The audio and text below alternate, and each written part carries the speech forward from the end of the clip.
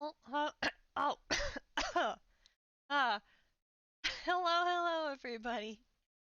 I hope you guys are having a good, uh, Friday. Yes, Friday. That's what day it is. Um, it's raining outside over here, and it makes me sleepy because rain is good napping weather. Anyway, uh,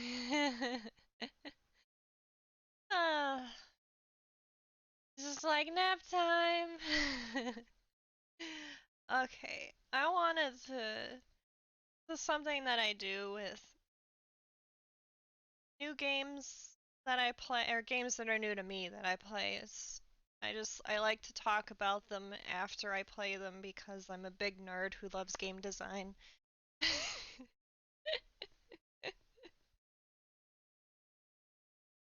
So let's see. Super Mario. I didn't make any notes before this. Usually I do, but for some reason I didn't for this one, so we'll just see what happens. This is probably gonna be like all over the place, but you know, it's fine. No, who needs structure anyway? Anyway, overall, I will say that I very enjoyed it. Um, the game. Oh, hang on. Let me put on some like background music. Um, I very enjoyed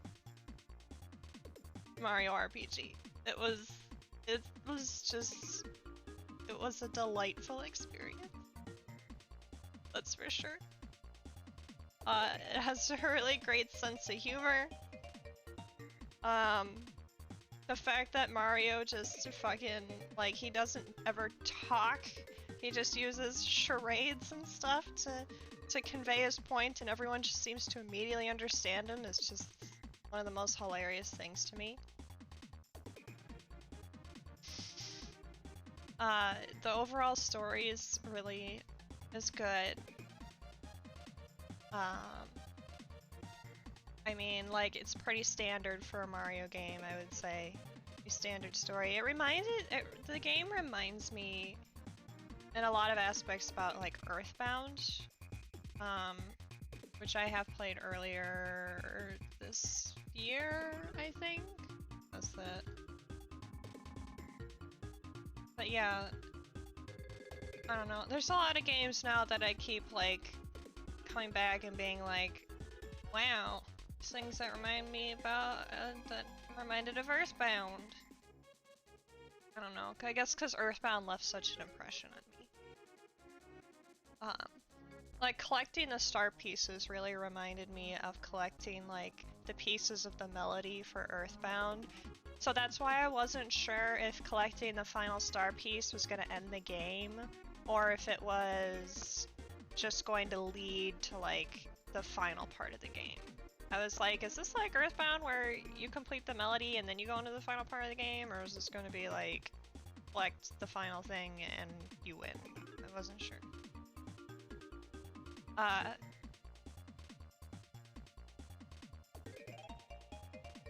you know, this game reminded me. I guess it also reminds me a little bit of other game, like another RPG game where the combat's a little bit more involved, Legend of Dragoon, because you actually press buttons while you're attacking. And that's something that's very uncommon, I've seen in a lot of RPGs, is where, like, usually if you hit the attack button, you just go on attack and that's it. You don't have to press any extra buttons for that. But for this one, like, there's timing involved. And in Legend Dragoon, you have your, like, additions, which is like you have to press buttons at the right time to pull off, like, a special attack.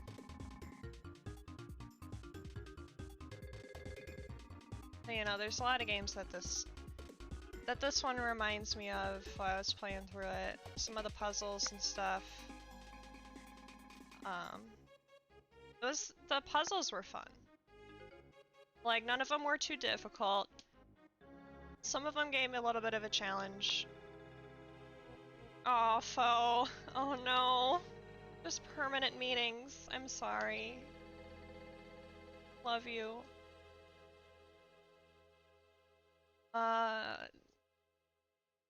The thing that I guess surprised me with this game is like how many extra things there were to do, like that weren't even necessarily relevant to the story itself, or maybe they gave you a little reward, but nothing like game breaking or anything.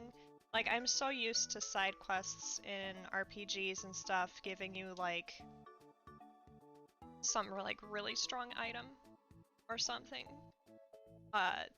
You know, the side quests in like Final Fantasy games that give you like your ultimate weapon, or you know, your the most powerful armor in the game and stuff. But no, this game's just like, here you can purchase some of the most powerful armor, and then just going through Bowser's Keep, you can get most of the major weapons. The only one you really have to work for is Mario's.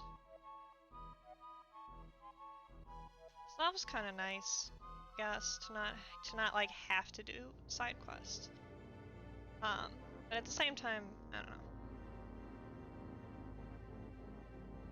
Let's see. Overall, the thing that I kept coming back to with this game is the fact that the biggest mechanic of it being the fact that it's like a merge between a traditional RPG game and like a platformer. Like there's some platforming elements to it. I thought that was really interesting and a lot of fun.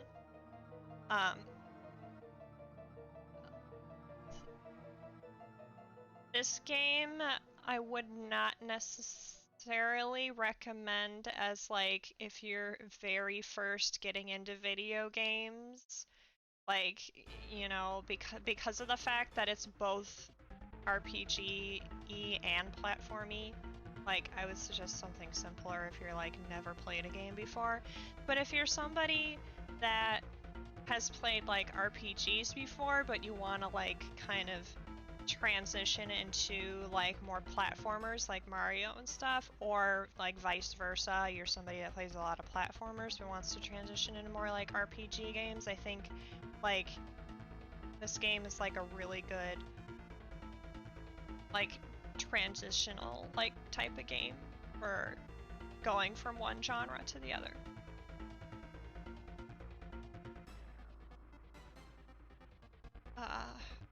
That's the big thing that I really took from this game, I guess, is the fact that it's just the having both platforming and the, you know, traditional RPG like turn-based battle.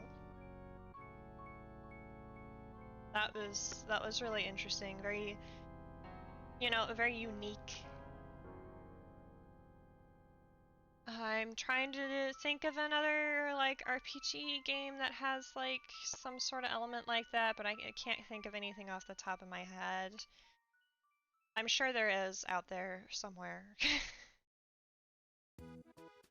But this is a really good job. Like Nintendo generally, like they knock it out of the park every time. And them pairing up with Square, who is behind the Final Fantasy series, is just like, that's a very powerful combo.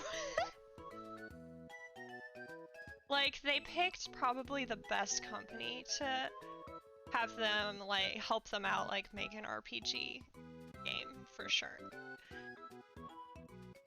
And the fun like secret boss being just a complete Final Fantasy reference, that was absolutely wonderful. With all the Final Fantasy music and the Final Fantasy style boss and you know, all that. That was a really nice like little nod to just the Final Fantasy series in general. Because I was like, okay, if Square helped to develop this game, is that there has to be like some kind of secret boss or super boss or something, because it's Square and there's a super boss in almost every Final Fantasy, with the exception of the first two. I was like, where is it? Where is it?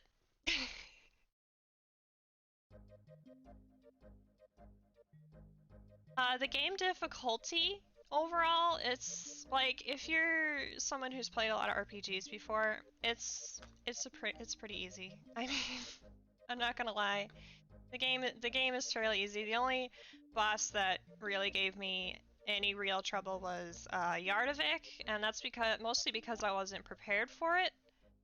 That boss, and obviously the secret boss, which is meant to be difficult. But overall, the game is, you know, fairly easy to play, which is very standard of like Nintendo. They don't tend to make games that are like really difficult at all, for sure.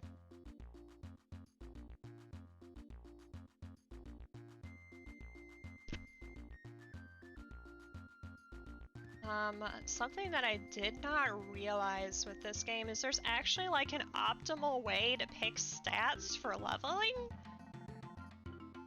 Like, apparently, which stat gets boosted more is not random, it's actually based on what level you are. And I didn't know that until I was looking at this walkthrough here.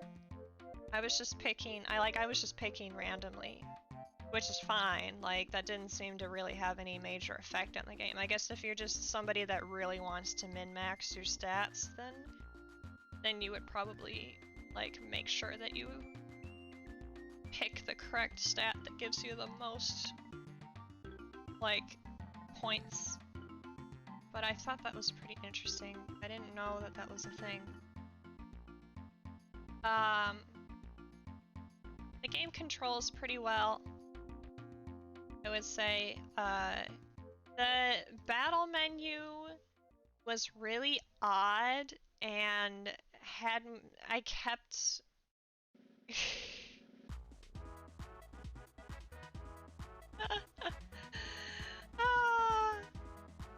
Anyway, I'll get to the characters in a second.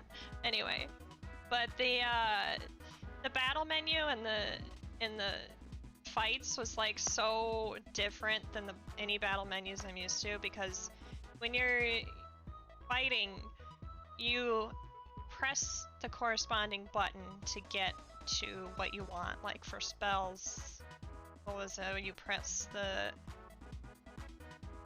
which button? The Y button. For the items, you press X.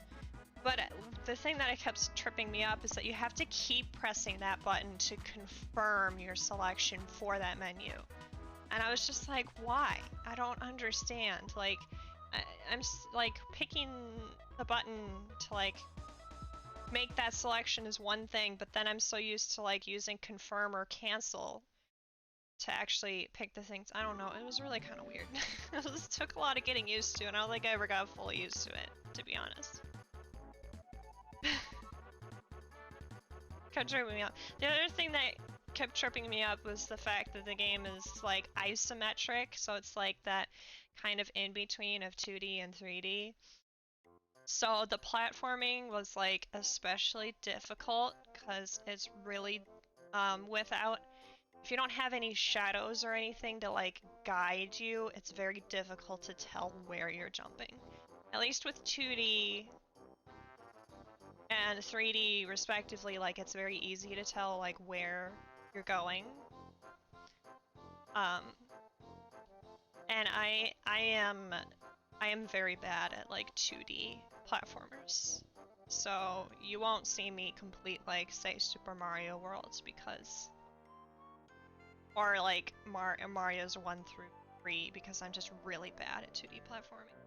But this one, fuck, isometric platforming, I think is even worse, honestly. I don't quite get the decision behind doing that. I guess for the RPG part of it, they wanted it to be like more like they wanted you to be able to like move around in the world more. But I don't know. It's with the platforming element, it's very difficult to just do like the jumping, and there was some of the like the mini games and stuff that I found to be just exceptionally difficult with that because there's like zero depth perception.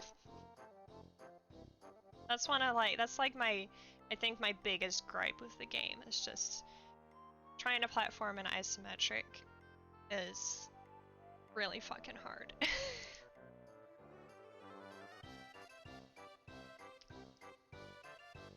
As for the party members, of course you got Mario, who's like your main party member, sticks with you throughout like the entire game. So he's pretty well-rounded of a character in terms of like attack and everything. Which is good. That's exactly how it should be. Like if you're forced to have one person be the protagonist and be with you throughout the entire course of the game, it's like they better be good, you know? In Mallow, I found myself like just completely dropping after I got different characters, and then I never picked him up again. I don't know, like, I'm sure his spells are probably useful, but trying to conserve, like, try to conserve my flower points for bosses and things like that. I know there's a lot of recovery stuff, but I just feel the need to like conserve the flower points, the the mana of the game and stuff like that. And I don't know.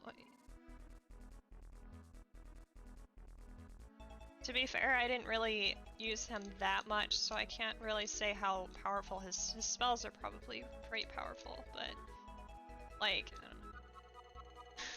I just didn't really care for him enough, I guess. Sorry, Mallow. You're cute. He's a cute marshmallow cloud thing. Mallow, when he jumps and like, and separates himself from his legs, that is kind of creepy, but you know.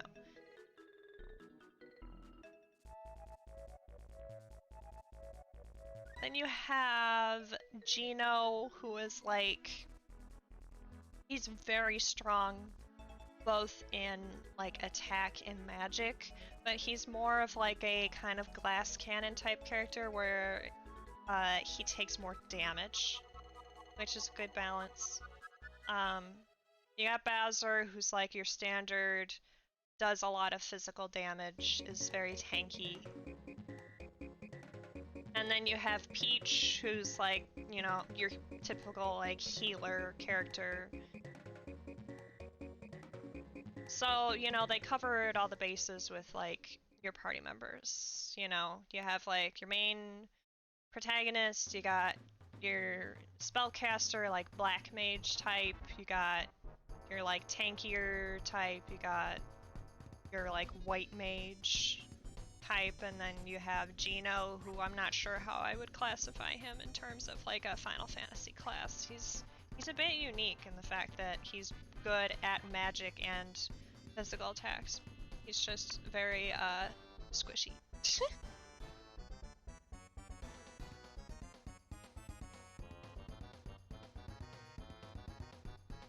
And I find that easily the best party for facing off against bosses is Mario, Gino, and Peach.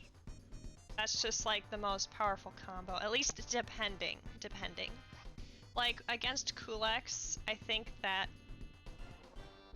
was the best party that I could have possibly gone with because of Gino's AoE spells. Peach being able to heal the party, and Mario just, you know, doing his thing. That made that fight very easy because because I was able to attack all the crystals quite often. For boss fights that are more like it's just one person, then I would switch out, I might switch out like Gino for Bowser, because Bowser's good at like single target type stuff. You know, it kind of depends on the battle. You know, each party member has their use, for sure. Maybe not Mallow so much. Mallow, I guess if you're one of those people that exploit elemental weaknesses, then Mallow is definitely useful. Yeah, Gino is a good mixed class, for sure.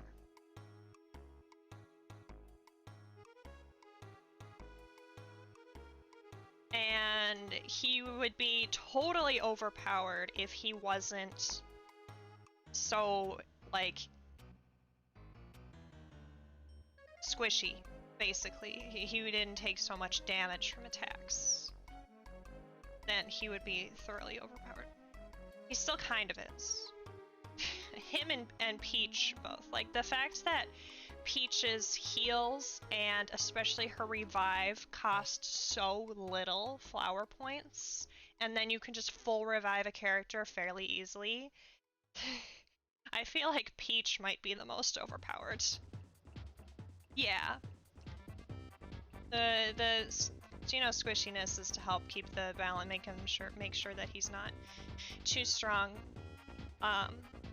But yeah, I found myself, like, with my party just going through the game like normally, and with most bosses where I don't need a healer, like my best party was Mario, Gino, and Bowser, because you got all the big damage dealers. And then for bosses where I did need a healer, it's like you switch out Peach for either, you switch out Bowser or Gino for Peach to get a healer in there. I just liked using Bowser because I liked having like the OG like Mario, Bowser, Peach. At least until I got to Kulaks, and then I was like, okay, this is not happening because this guy's a pain in the butt. But is he the hardest super boss I've faced? No, he's definitely not. Once you take care of the crystals, he's like, he can't do shit.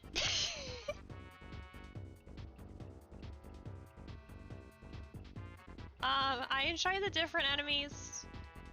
It was so fun to see a lot of the Mario, the traditional Mario enemies, even if they were translated wrong with their names. To see all of them, and to see a bunch of new enemies in the mix too.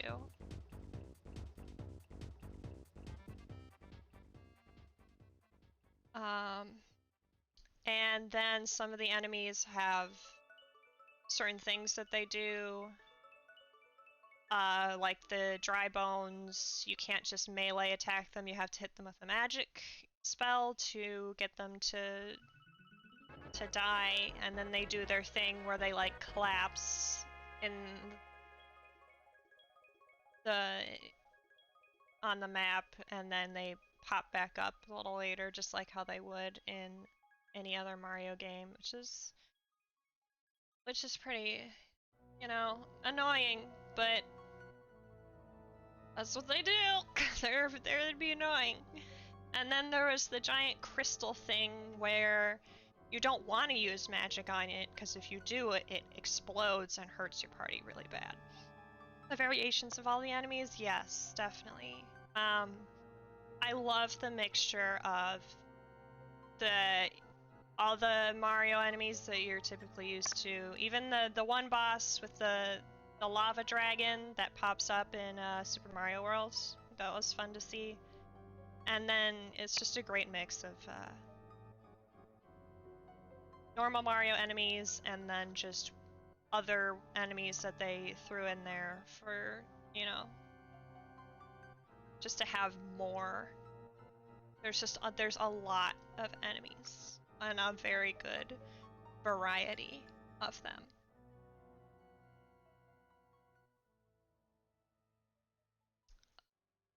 And I liked the fact that they had Bahamut in there too, as another little like nod to Final Fantasy. that was that was fun.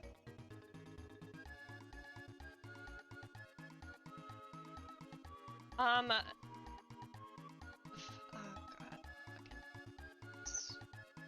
I'm looking at the list of enemies. I think my least favorite is probably the mimics, just because of the fact that, at least that's, I know they're not called mimics, but that's what I call them because that's what they're called in like every single other game. But the, you know, the chests that come to life and attack you, just because they summon other monsters. And any enemy that summons other monsters is immediately, I fuck you.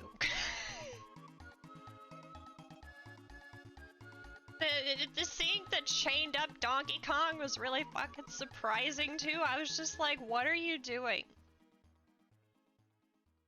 Like, why? Why would you do this to Donkey Kong?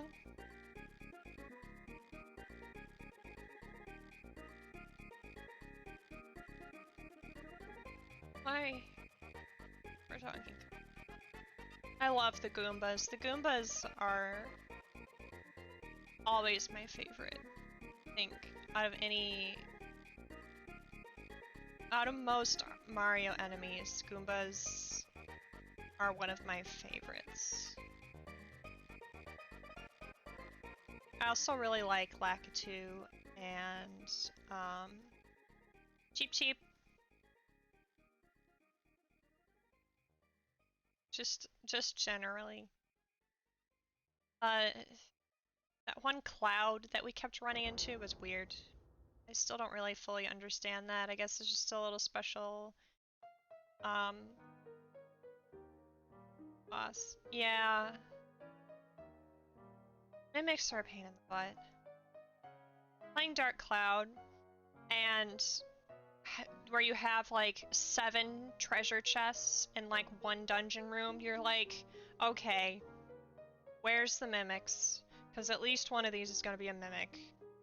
And they're so obnoxious. Depending on the game, mimics are just a big pain in the ass.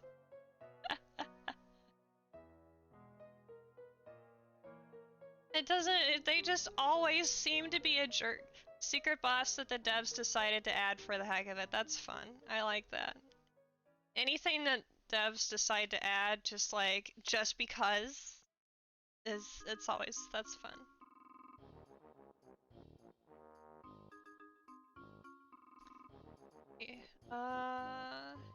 God, I hated the spiders, but I just hate spiders in general, so there's not really a surprise there. Some of the enemies were funny, like Smithy's gang just was very fun.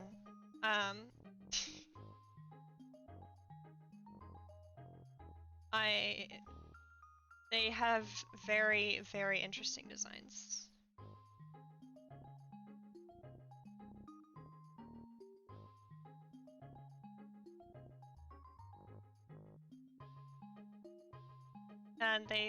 And having the different strategies for the different bosses was very enjoyable and pretty intuitive too. There was never really a point where I was like, oh, I have literally no idea what to do for this boss. Like, for most of them, they're pretty self-explanatory and pretty easy to, like, figure out, especially if you've played a bunch of RPGs before with bosses that pull similar tricks and stuff. The Power Ranger, I just scrolled past the frickin' not Power Rangers. That was the most hilarious boss fight. I swear. They're just... That was fucking funny. That was funny. I also didn't realize until like the end of the game that I didn't realize what Smithy actually looked like. The whole time I thought he was the giant sword, and then we actually fought the sword, and I was like, wait, this isn't Smithy. Smithy is somebody completely different, and it wasn't until we reached the end that I was like, oh, that's what Smithy looks like. That fight was... that was a fun fight, too. Each of Smithy's members had very unique mechanics, like the bow boss being able to disable your buttons was very interesting. Um, Smithy's whole thing with like changing his heads, like that. My favorite boss. Let me see.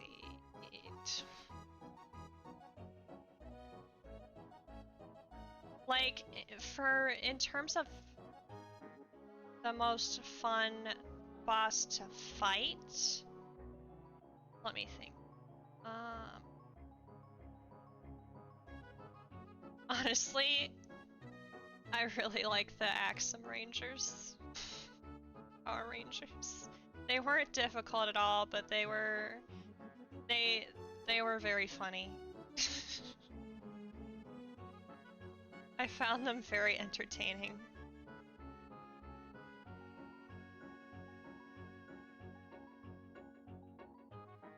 And just completely was not expecting a Power Rangers reference at all, and then suddenly there it is. Like right there. Like boom. And it's just like, oh, what? Power Rangers? The hardest boss, the isometric 3D, right? God, like the freaking isometric 3D platforming. That's the hardest boss.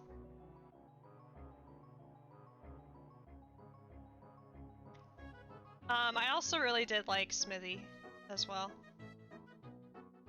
For sure. Let's see.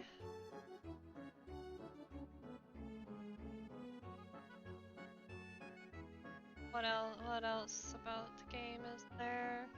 It was interesting how to get more flower points there you got like the flower tabs and the flower jars and stuff to increase them. And it just didn't, it's like, you know, typically that kind of thing would increase with level, but where this one you had to collect the things. And, you know, I guess I found enough over the course of my playthrough that I didn't really need to, like, max it out or anything. I also didn't need to reach the maximum level with anybody, which the max level was 30 for each of the characters.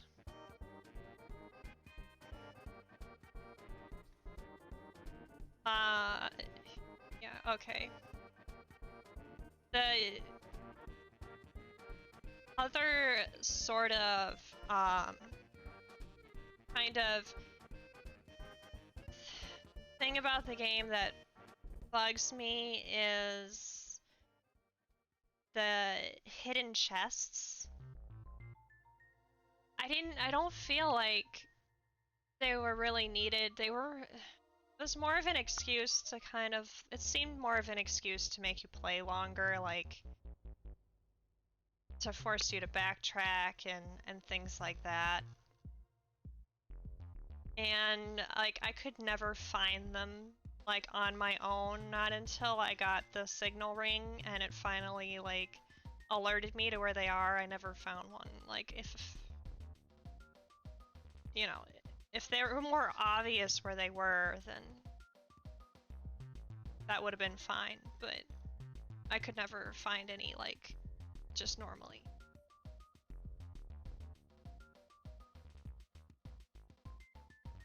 And I didn't want to go backtracking through all the levels because then the enemies would have come after me.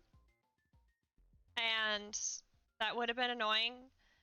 That's like the thing, like the thing that I think, yeah. Yeah, the hidden chests, it's just like, why? I don't, it seems like it's almost there to like wait for you to get the signal ring and then make you backtrack and like extend the game time. And I would not mind backtracking after getting the ring. But the problem is all the enemies that you would run into.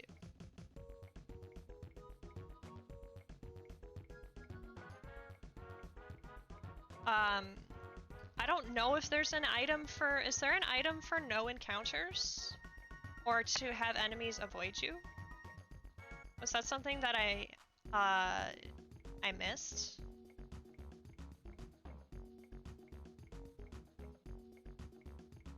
Is there such a thing? There's the XP booster, there's the coin trick. Let's see. Metal, the belt, the jump shoes.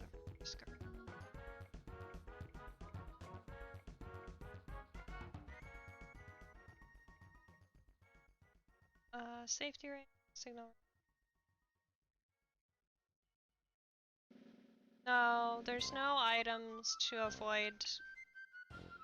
At least as far as I can tell just by looking at the accessory list, there doesn't seem to be any accessories that prevent enemies from attacking you or make you skip encounters. That kind of sucks. Because then backtracking just becomes a large pain in the butt. And becomes something that I really don't want to do. In Earthbound, I keep referencing Earthbound, but that's just because I love Earthbound a lot. But what Earthbound did that I really liked was that if you were a certain level above the enemies, they would run away from you. And if you ended up running into them on accident anyway, you would just automatically win the fight.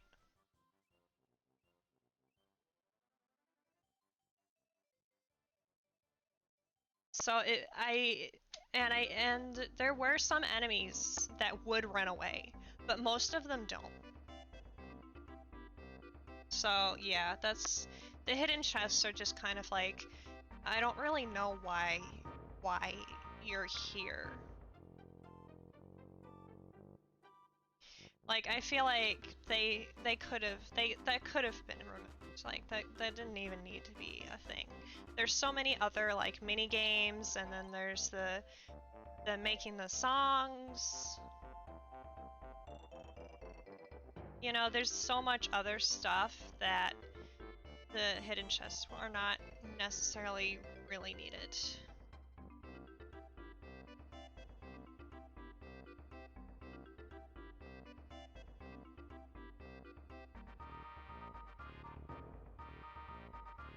Let's see, what else?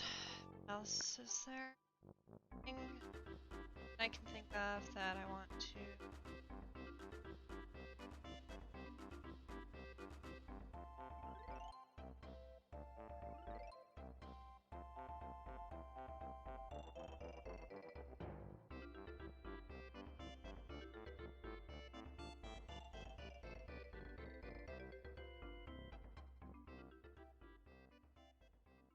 The game was pretty easy to navigate. It was mostly linear. There's nothing that was really hard to, like, in terms of, like, navigation and reaching and figuring out where to go next.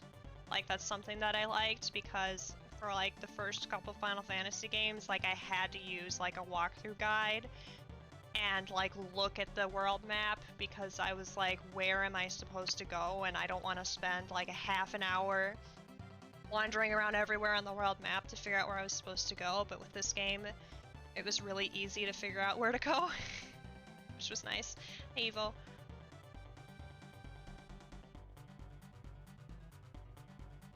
That part I really appreciated, for sure. It's just that the game was just very, like, you were never really, like, lost, necessarily. You know, having a relatively linear game is not a bad thing, that's for sure. Like, open world, there's a time and place for, like, open world type stuff, and then, you know, it just kind of depends.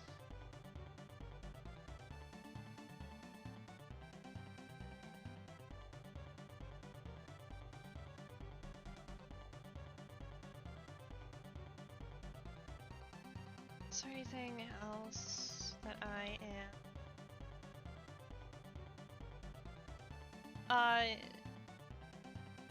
Like I said before, I love the story. I love the dialogue. The dialogue in the game is very funny. Very amusing. I absolutely love the fact that, like, I love the characterization of Bowser in this game. He's really funny.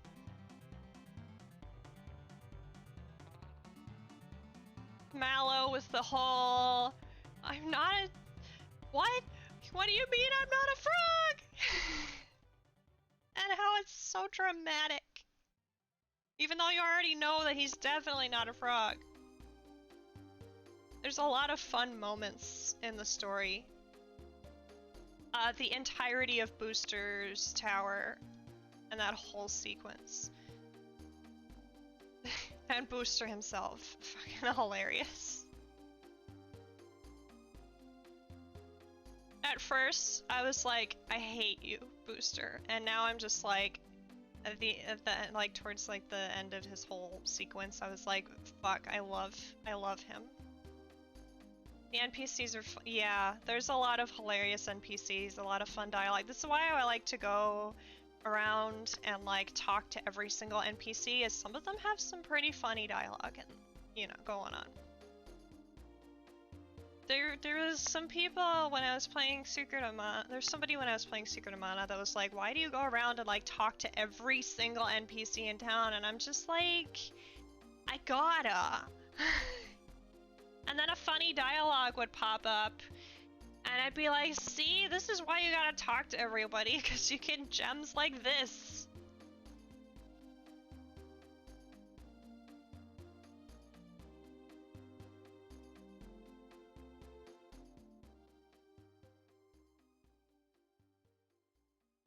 I have the need for going around and talking to every single person, and also going around and killing every single enemy. Because I've been burned before by not killing every single enemy and being underleveled for bosses. Actually fun when the characters interact with the NPCs, yeah, definitely. Definitely.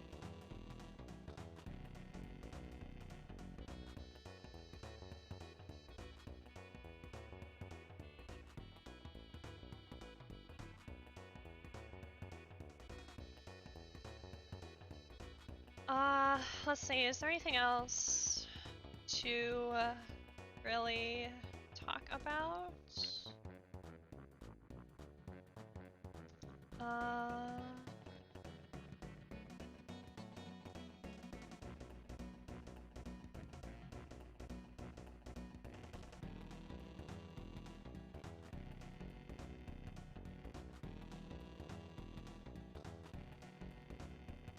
I feel like that's most of it. Unless there's something I missed. The music's really good. Oh, okay. The music's fantastic.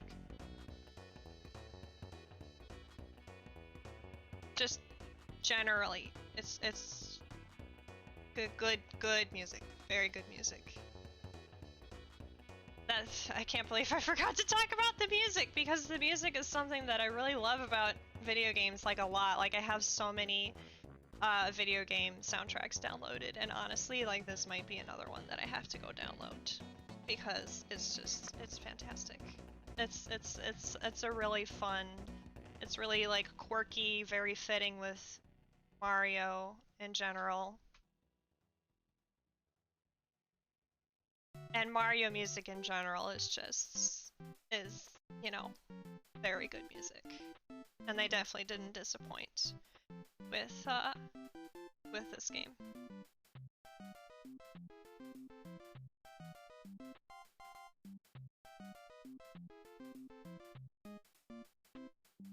Especially, like, I was very pleasantly surprised by the Smithy's boss fight music. I really enjoyed that. Yeah, the music, yes, they did a fantastic job, like, fitting the music in with the area.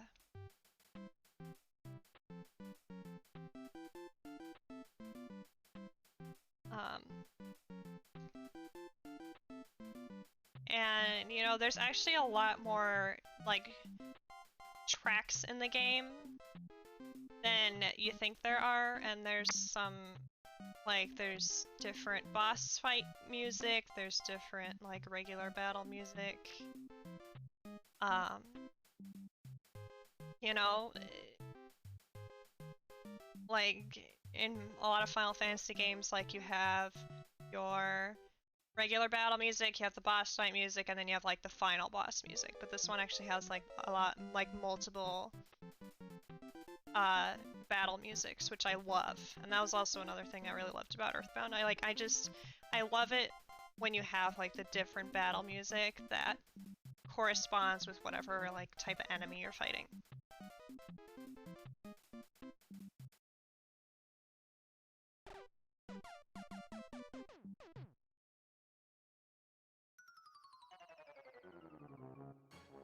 Somebody in the comments of the video for the soundtrack for this game is like, I can close my eyes and know exactly which parts of the game I'm in. And yeah, that's how you know it's good. That's how you know it's good.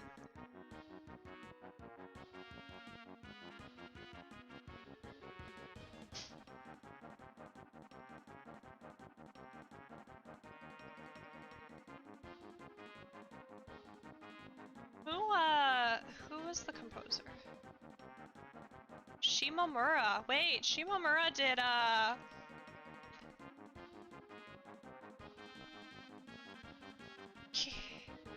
Kingdom Hearts? Yeah, Yoko Shimomura did a lot of the Kingdom Hearts music. No wonder it's so good. It's a fantastic composer. Oh, she! Oh shit, I didn't know it was a woman, I'm sorry. She's a fantastic composer.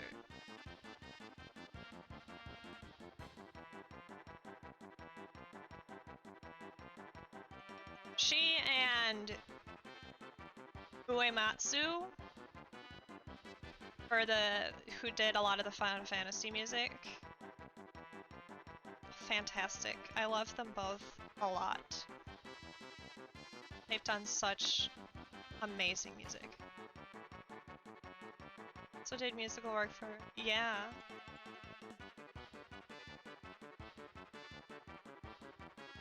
Let's see, what other games has she done that I know? Oh, Legend of Mana. Okay. Kingdom Hearts, Mario and Luigi Partners in Time, I'm assuming that's the one you're referencing. Kingdom Hearts, Kingdom Hearts, Kingdom Hearts, Kingdom Hearts. Yeah, that's what I know her for the most, for sure.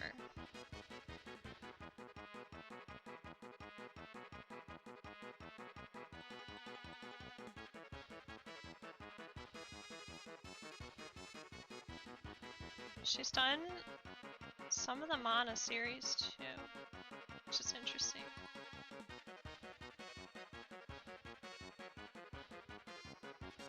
But not like the original Manas, the later Mana games. Also, okay, there's a game that I am interested in that I would like to potentially play. I just do not currently have the funds to really quite justify the purchase, but Live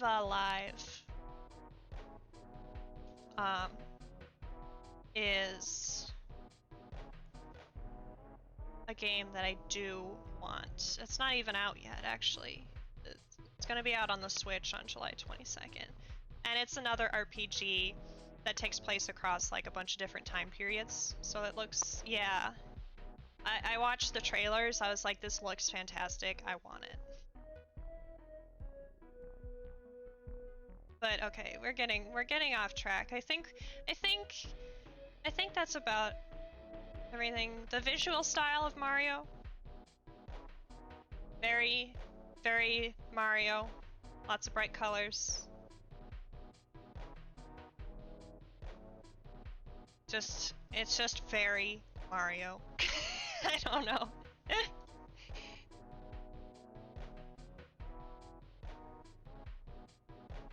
that's good, because it's a Mario game, so that's how it should be.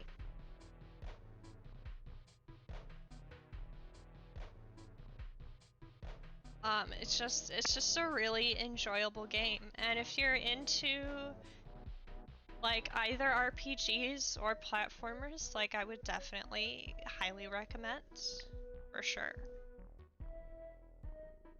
If you're a person that plays a lot of platformers that wants to try an RPG, or if you're a person that plays a lot of RPGs that wants to try something with a little bit of platforming, 100% this game. Yeah, and the non-Mario visuals, yes. The enemies that are not like Mario enemies also have been designed very well to fit in with the Mario universe. With the exception of the secret boss, but the secret boss is meant to be an entire reference to Final Fantasy.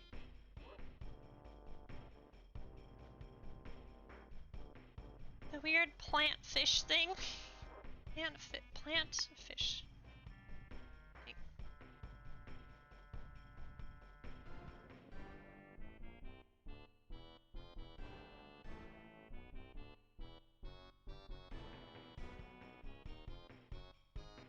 There's some there are some bosses that are just like, okay. Valentina's a little sus, to be honest.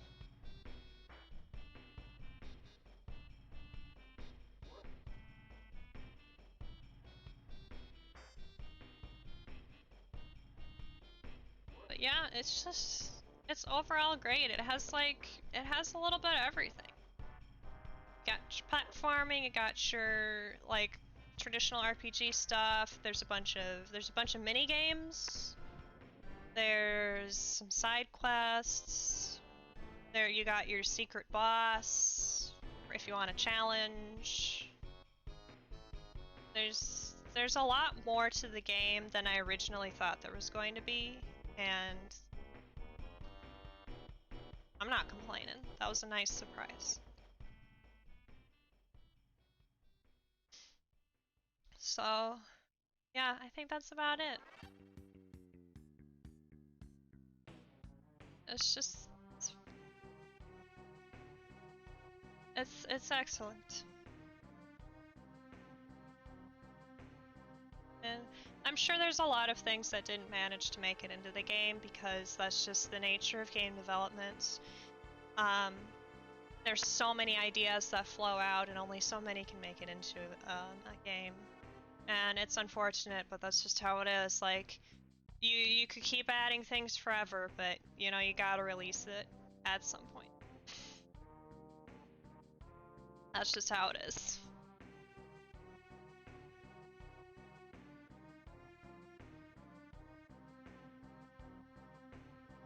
It's just like doing any kind of art or writing. You could keep adding things, you could keep changing things as much as you want, but there's at some point you just have to be like, okay, gotta finish this, gotta send it out.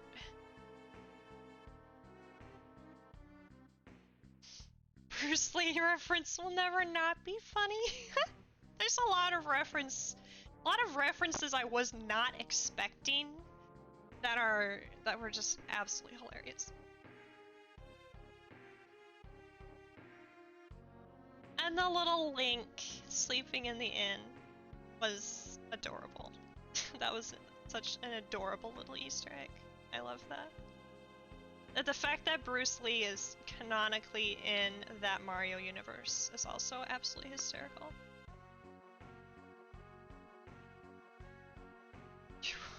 Why didn't he just go defeat Smithy? I mean, come on.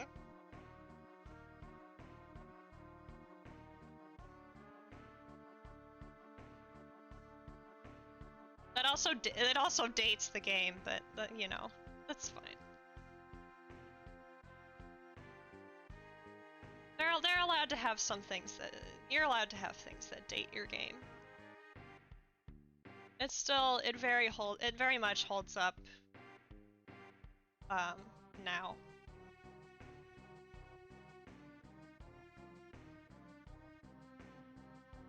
The dating edge charm to it, yeah.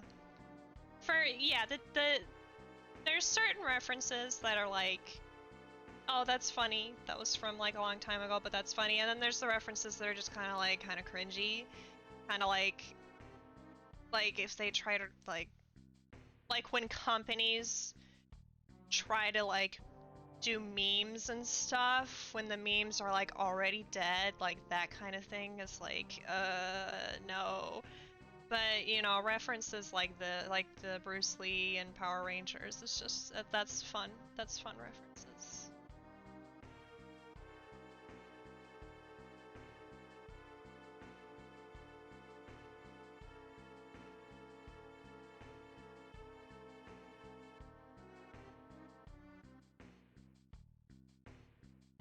Yeah. God, somebody's like zooming by outside. It's not raining.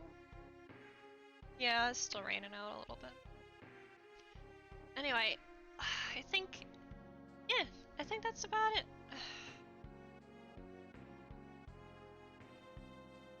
I think I've said that all that I wanted to say about it. This game. I really enjoyed it. I really did.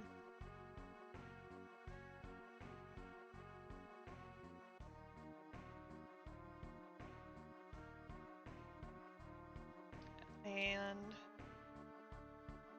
yeah, especially for Nintendo's first Mario RPG, like, and it was the last Mario game released for the SNES. Going out with a bang for the SNES, for real. There's a lot of fantastic games on the SNES, not just Mario, but just in general. And yeah, so fun and so much content. Yeah, yeah. I totally agree.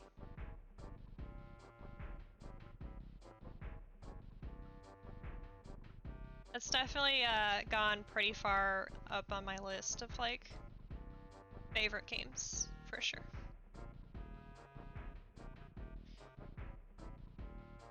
But with that, I think we are now done with Mario, and I will switch out and start play some Power Washing Simulator, which got fully released yesterday.